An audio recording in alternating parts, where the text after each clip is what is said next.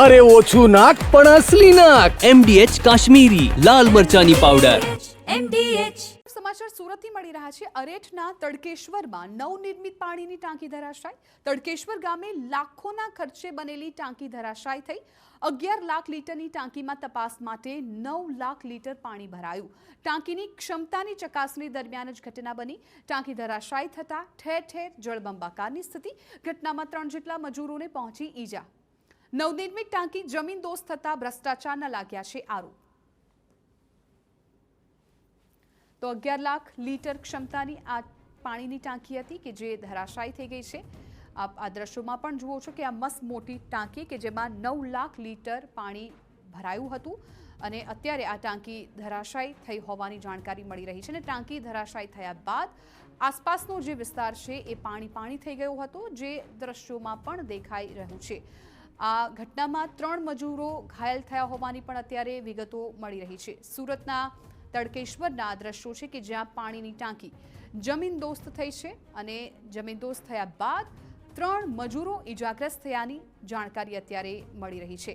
આ ટાંકી છે એ બનાવવામાં આવી રહી હતી. નવનિર્મિત આ ટાંકી છે કે જે ધરાશાયી થઈ જતા અનેક સવાલો ઊભા થઈ રહ્યા છે. સંવાદદાતા મેહુલ ભોકળવા મામલે વધુ જાણકારી આપી રહ્યા છે. ફોન લાઈન પર જોડાઈ ગયા છે. મેહુલ, પાણીની ટાંકી ધરાશાયી થઈ ગઈ છે. હજારો લીટર પાણીનો વેડફાટ તો થયો છે, પરંતુ મજૂરો પણ ઇજાગ્રસ્ત થયા હોવાની જાણકારી છે. શું અપડેટ અત્યારે મળી રહ્યા છે? જી બિલકુલ. સુરત જિલ્લાના અડેટ તાલુકાના તડકેશ્વર ગામ ખાતે કરોડોના ખર્ચે નવી પાણીની ટાંકી બનાવવામાં આવી છે. આસપાસ વિસ્તારના જે ગામડાઓ છે ત્યાંના લોકોને પીવાનું પાણી મળી રહે, પૂરતા પ્રેશરથી મળી રહે તે માટે 11 લાખ લીટર પાણીની ક્ષમતા ધરાવતી આ ટાંકી બનાવવામાં આવી હતી. ત્યાં ટેસ્ટિંગ માટે આ ટાંકીમાં 9 લાખ લીટર પાણી ભરવામાં આવ્યું હતું. તે દરમિયાન એકાએક આ પાણીની ટાંકી પડી ગઈ હતી, જેને લઈને નીચે કામ કરેલા 3 જેટલા મજૂરો ઇજાગ્રસ્ત હતા. તેઓને તાત્કાલિક નજીકની હોસ્પિટલ ખાતે ખસેડવામાં આવ્યા છે. ત્યારે ક્યાંક ને ક્યાંક આ કામગીરીમાં ભ્રષ્ટાચાર થયો હોય તેવું સ્થાનિકો જણાવી રહ્યા છે, જેને લઈને આ ટાંકી ધરાશાયી થતા સમગ્ર વિસ્તારમાં ચકચાર મચી ગઈ છે. જે સ્થાનિક તંત્ર છે તે પણ હાલ કામે લાગી ગયું છે. સ્થાનિકોની માંગ છે જો આમાં જે પણ જવાબદારો હોય, જો ભ્રષ્ટાચાર થયો હોય તો વિરુદ્ધ કાર્યવાહી થાય તે ખૂબ જ જરૂરી છે. જી બિલકુલ મેહુલ, આભાર સમગ્ર માહિતી બદલ. તો આ ટાંકી ધરાશાયી થતા ભ્રષ્ટાચારના આક્ષેપો ઉઠી રહ્યા છે, કેમ કે આ ટાંકી હજુ હમણાં જ બનાવવામાં આવી છે, ત્યારે ટાંકીની ગુણવત્તાને લઈને પણ સવાલ ઊભા થાય છે.